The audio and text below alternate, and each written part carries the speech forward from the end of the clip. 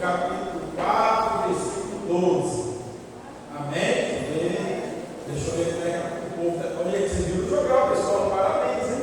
Que jogral! Aquela Bíblia era fera de Bíblia, viu? Era mesmo mesmo, pelo amor de Deus. Amém. Amém? Mateus 4, 12. Vamos ver o que diz a Sagrada Escritura. Ao ouvir que João tinha sido preso, Jesus voltou para a Galileia e, deixando Nazaré, foi morar em Cafarnaum, situada à beira-mar, na região de Zebulon e Naftali. E isso aconteceu para se cumprir o que tinha sido dito por meio do profeta Isaías: terra de Zebulon, terra de Naftali, caminho do mar, além do Jordão, Galileia dos gentios. O povo que vivia em trevas viu grande luz, e os anos que viviam na região e sombra da morte resplandeceu-lhe a luz. Daí em diante, Jesus começou a pregar e a dizer: arrependam-se, porque está próximo o reino dos céus. Coloque as mãos no seu coração, curve a cabeça e peça ao Espírito Santo de Deus para falar aos nossos corações nessa noite. Oremos. Santo Deus, eterno e poderoso Pai, como é bom, Pai maravilhoso, a gente estar na tua casa, estar na tua presença, Deus, Pai querido, e sabendo, Pai, que o teu amor, Pai, ele é maravilhoso, ele é infinito por nós. E assim, Deus amado, nós pedimos ao Espírito Santo de Deus, fala conosco, fala com nossos corações, toma minha vida como um vaso, Pai, com as mãos, Deus amado, para que seja, Deus amado, falado a cada um, Pai amado, aquilo que eles precisam ouvir. Em nome de Jesus, nós te entregamos essa palavra hoje sim. Amém. Pode tomar um assim. Eu louvo a Deus, porque uma igreja que tem princípio, que tem ensinamento da palavra, ela está preocupada com a vida das ovelhas, ela está preocupada com o ensinamento da palavra. E Jesus, antes dele começar o ministério, antes dele começar a pregação, que nós vemos aqui no Mateus 4, 17, ele deu ali um caminho. E por que Mateus, ao relatar, ao ouvir que João tinha sido preso? João, o que João está falando? João Batista. João Batista mesmo que batizou Jesus, o mesmo que era a voz que clamava no meio do deserto, é o mesmo que falava: arrependam-se. Nós precisamos de arrependimento. Nós precisamos que o Espírito Santo, com a tua graça, nos convença do pecado e de coração a gente arrependa-se. E ao dizer que Jesus deixa Nazaré, porque Jesus era de Nazaré, ou não? Ele era de Nazaré. E ele não teve crédito em Nazaré. Os nazarenos não deram crédito à pregação do Senhor. Eles tinham o melhor da parte, ao ponto dos fariseus falar: pode sair alguma coisa boa de Nazaré. E Jesus, ao sair de Nazaré, ele vai morar em Cafarnaum. Ele está mudando de cidade, ele começa a andar já, mas ainda não pregava. Ele só começa a andar. E ele passa as terras de Zebulon e Naftali. E o que é Zebulon e Naftali? Representa as nossas vidas. Por que Mateus, detalhista como é, escreve isso e fala que Jesus vai morar, em Cafarnaum, mas ele passa por Zebulon e Naftali. Essas duas cidades representam as nossas vidas. Por quê? Zebulon e Naftali. Lá em Isaías 9, que está no versículo 1 e o 2, o profeta Isaías já dizia que essa terra é uma terra de calamidade. Não é uma terra boa. Essa terra é uma terra de trevas. Não tinha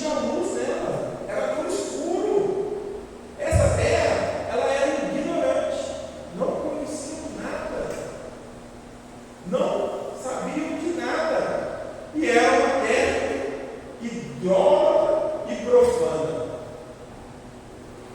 Quando, na verdade, Mateus escreve isso. Ele não está falando do idólatra, ele está falando. Ele está falando das nossas vidas. Das nossas vidas, antes de conhecer o nosso Salvador. Das nossas vidas, antes de saber quem era o lugar. Antes. Ei, glória a Deus. Antes de conhecer o Salvador, antes de Cristo fazer a obra redentora em nossas vidas, antes do Espírito Santo entrar e morar em nossos corações, eu era assim. Eu era profano, eu vivia em calamidade, eu era ignorante, idólatra, eu vivia em trevas. Mas Jesus precisava de passar nessa cidade. Ele precisava de ir de encontro às pessoas que estavam ali. Eles precisavam de encontrar cada um de nós. Jesus, na sua infinita graça e no seu infinito amor, Ele conhece cada um de nós de forma mais íntima possível. Nós achamos que nos conhecemos, quando verdadeiramente quem nos conhece é o Criador. A gente, mesmo sendo falhos, pecadores, nós podemos e somos a melhor parte de Deus. Porque a graça misericordiosa e redentora de Cristo foi para salvar a nossa vida. Nós que éramos pecadores. É nós que não servia para nada. É nós que não valia nada. A gente estava em trevas. Ela está em trevas. Imagina você aqui escuro. Você acha que você quis enxergar um pau na mão? É perigoso descer aquela escada ali e cair. Eu não estou enxergando nada.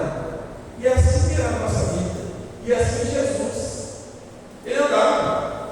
Ele foi conhecer Zebulon e Naftali, que era a nossa vida. Né? E ele caminhando, ele vai e ouve. João Batista foi preso.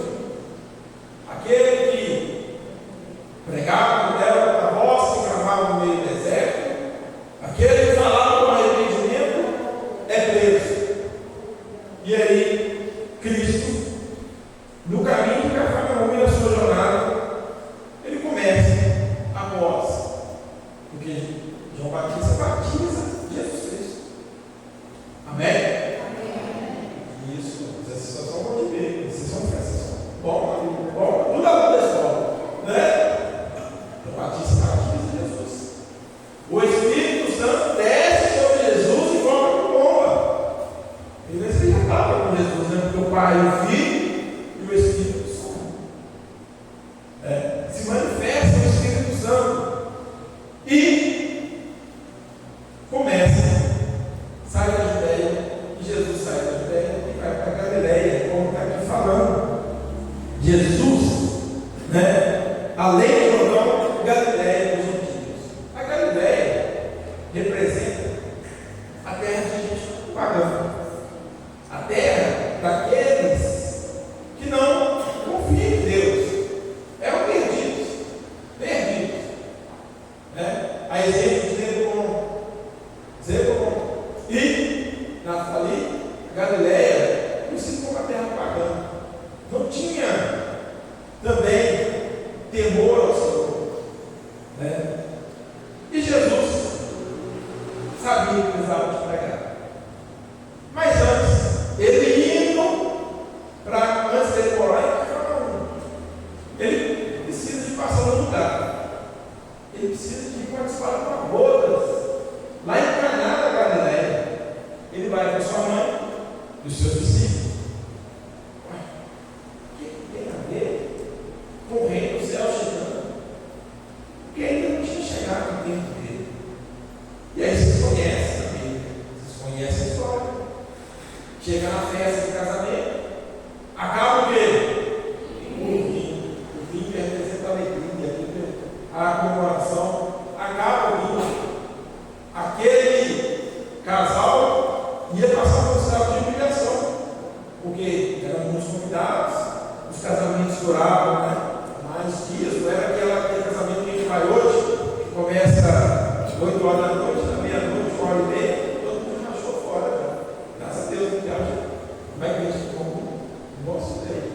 E aí acabou. E Jesus estava lá na festa.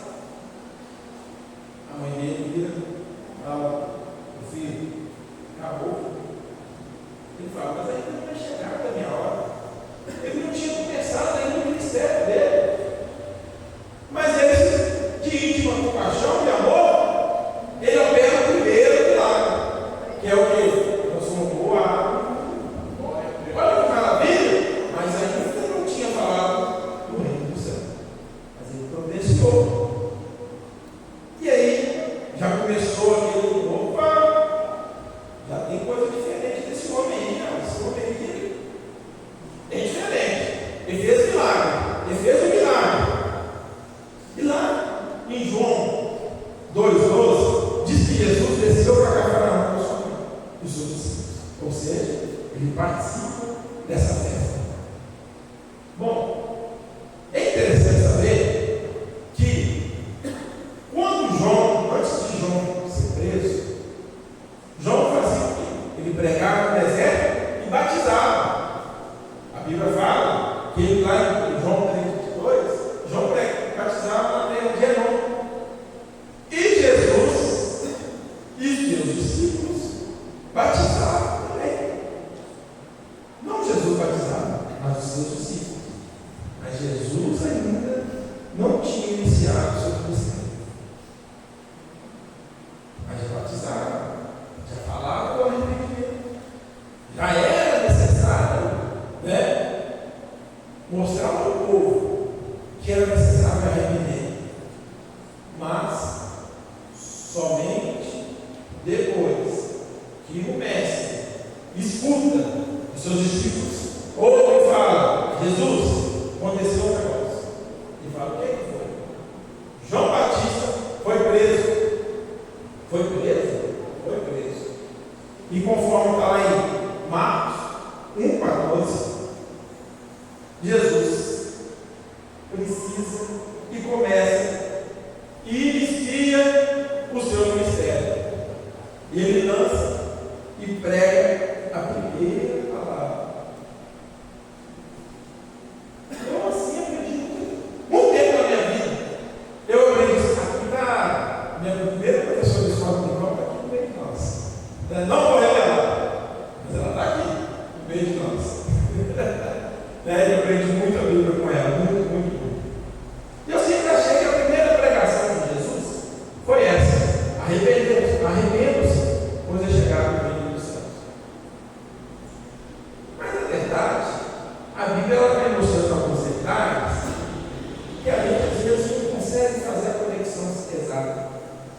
Porque quando Jesus vai pregar essa palavra, ele não caminha da cidade que ele precisava de ir, que era a Galileia. Tinha boa, ele podia passar dando uma volta, um caminho mais rápido, mais seguro, né? Mas era o caminho normal que o povo passava para chegar na cidade, ou ele podia passar por Samaria. E os judeus não se davam bem com os samaritanos. Não era uma viagem segura. Quem viu o The Chosen aí, deve ter percebido, né? Que Jesus, mas os discípulos de lá falaram assim, mas Senhor, nós vamos passar por Samaria.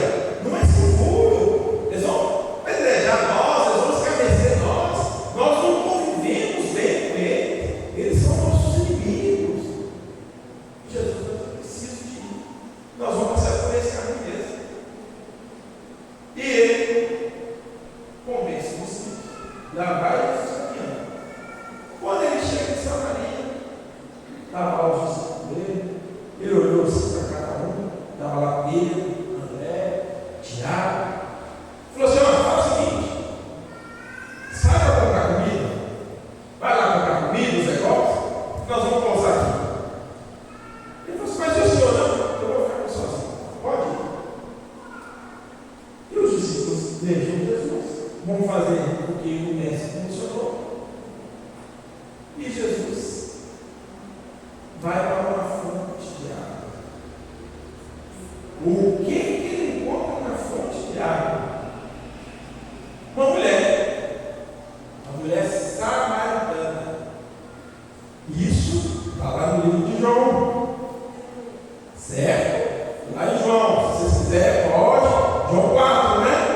E Jesus, sabendo que os fariseus já tinham preso João Batista, comissiona e vai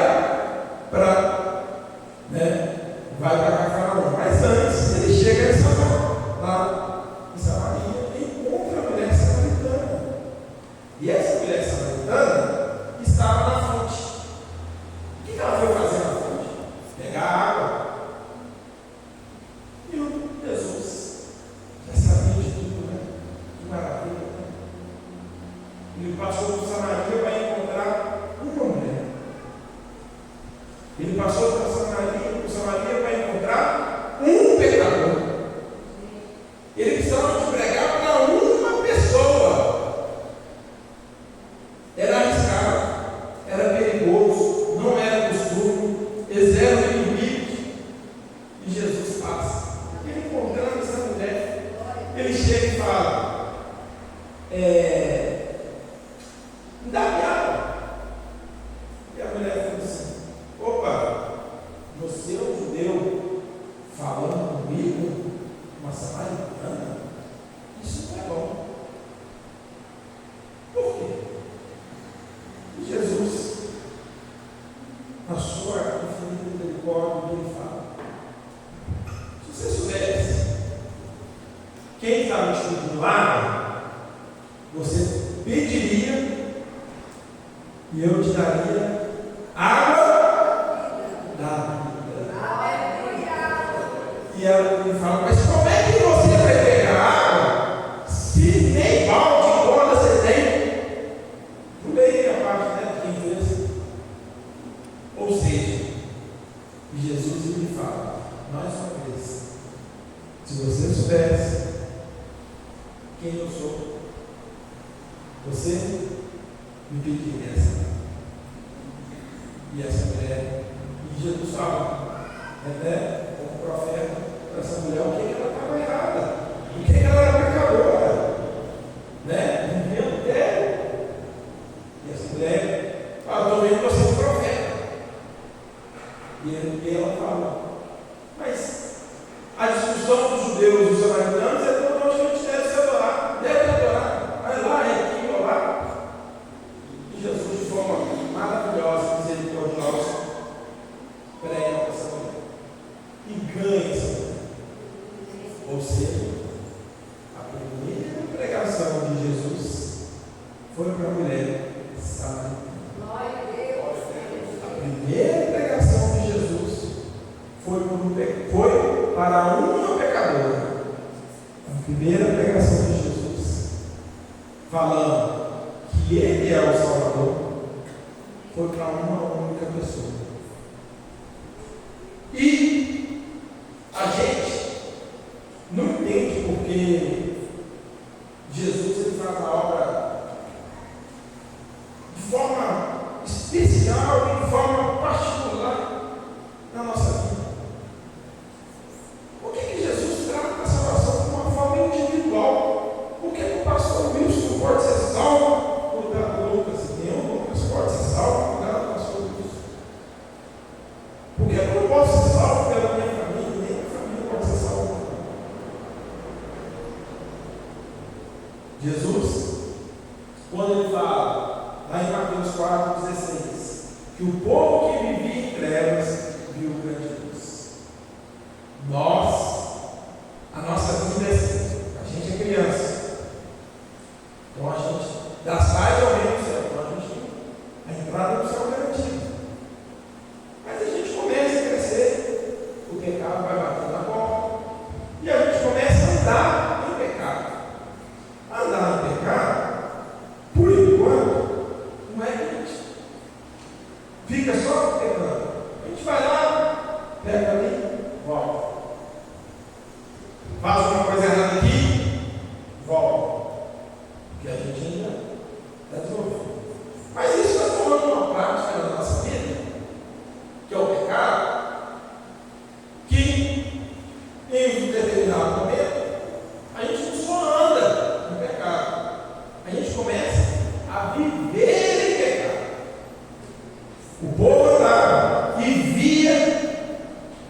em trevas.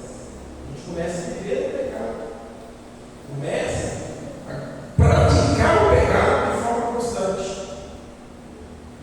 A gente não conhece a nossa vida de forma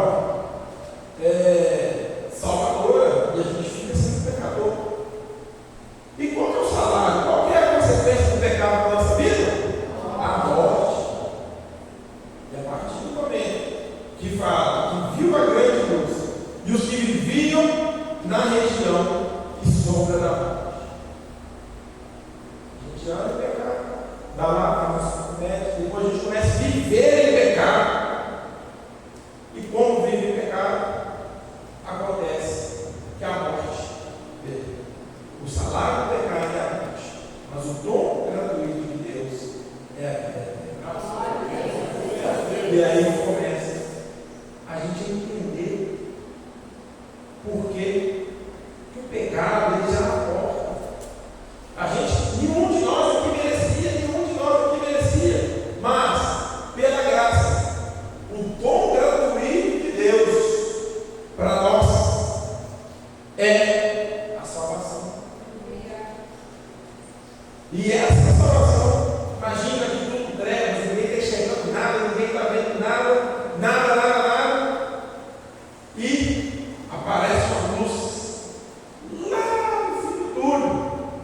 O que vai acontecer? Você vai ser criado por aquela luz, porque você não está enxergando nada. E quando resplandece, a luz é o nosso Salvador se manifestando em nós. É aquele que tem o poder de nos resgatar da morte e do inferno e trazer a vida. Essa luz resplandece no ser humano caído, naquele que foi pecador, naquele que foi falho. E as trevas, ela tem o sentido do homem pecaminoso, né? Que está na escuridão e não consegue perceber a luz. A pessoa que está no pecado, a pessoa que não conhece a graça redentora do Cristo, ela não consegue perceber a luz. Ela não consegue ver a luz do futuro da vida dela. Não consegue perceber nada. E a missão de Cristo é estabelecer o reino do céu nos corações. E em o arrependimento e a preparação necessária para o reino espiritual. Por isso Jesus disse: Cristo, Jesus, é o caminho, é a verdade e a vida. E ninguém vai ao Pai a não ser por Ele. Esse é o reino de Deus. Esse é aquilo que Ele veio. Então, quando Ele diz: arrependam-se, pois está próximo o reino dos céus, é Jesus se aproximando da nossa vida. É Jesus batendo a porta dos nossos corações e pedindo licença para fazer morada em nossa vida. É o Espírito Santo limpando nossos corações para ser casa adornada do Pai. É para ter em nossas vidas aquilo que só Ele e somente Ele poderia fazer. O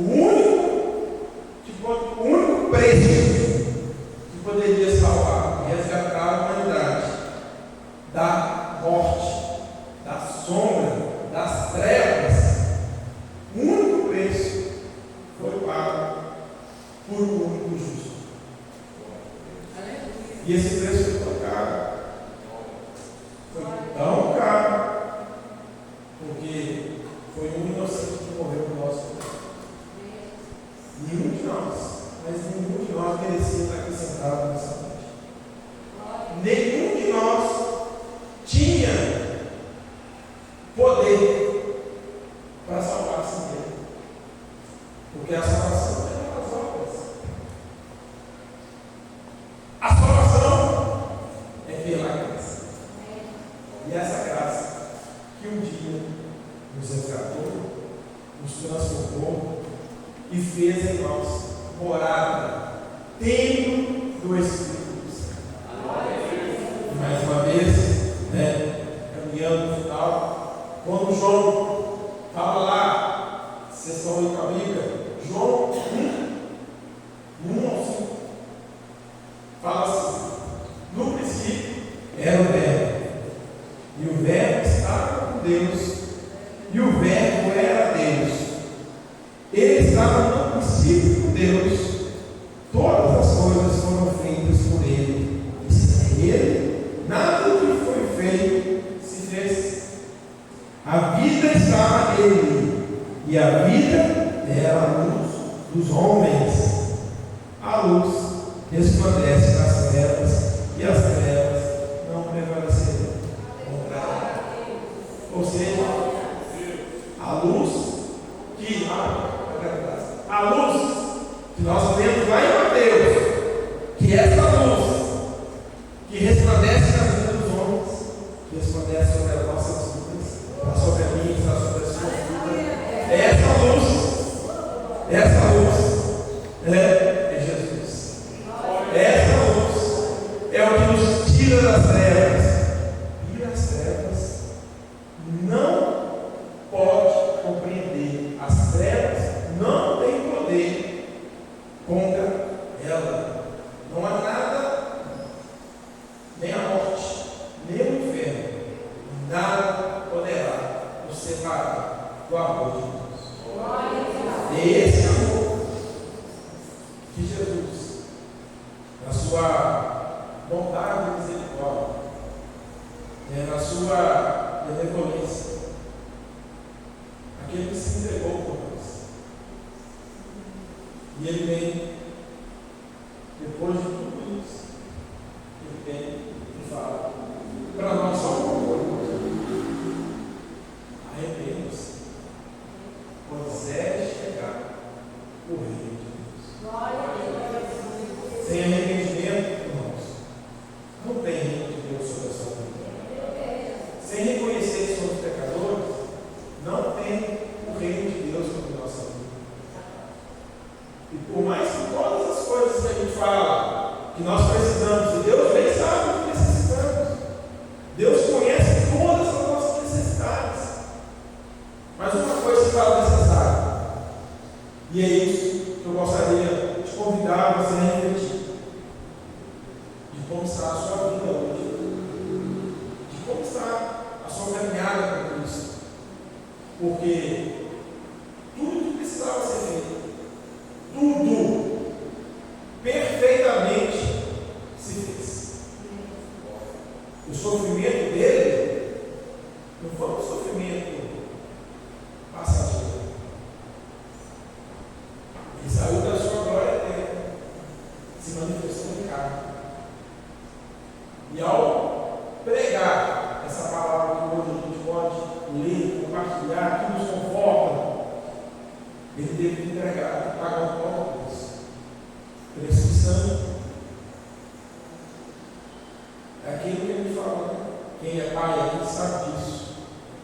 Quem daria o seu próprio filho aqui por um pecador? Imagina aquela pessoa que faz mal, o ladrão que entra na sua casa, te assola, acaba com a sua vida.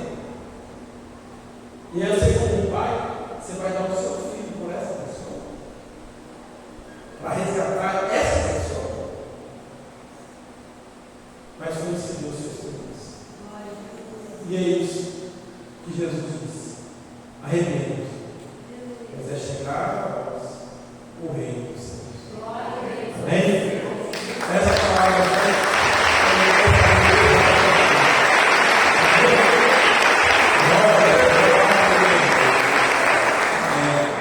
eu convido os irmãos a ficar de pé. Toda palavra ela é perfeita. A palavra de Deus é pura, perfeita e agradável. E vocês, nós, eu faço parte disso. E nós temos esse grande privilégio de poder ter a palavra, de poder carregar a palavra e de poder anunciar essa palavra. A nossa missão é única. É só isso que Jesus pediu para nós. Fala da palavra de Deus. Falar dele. Arrepender dos nossos pecados e reconhecer que isso aqui é as palavras de vida eterna. Irmãos, valorize cada momento. Valorize essa dádiva de Deus para nossas vidas. De ler a palavra, de aprender a palavra e o principal, de anunciar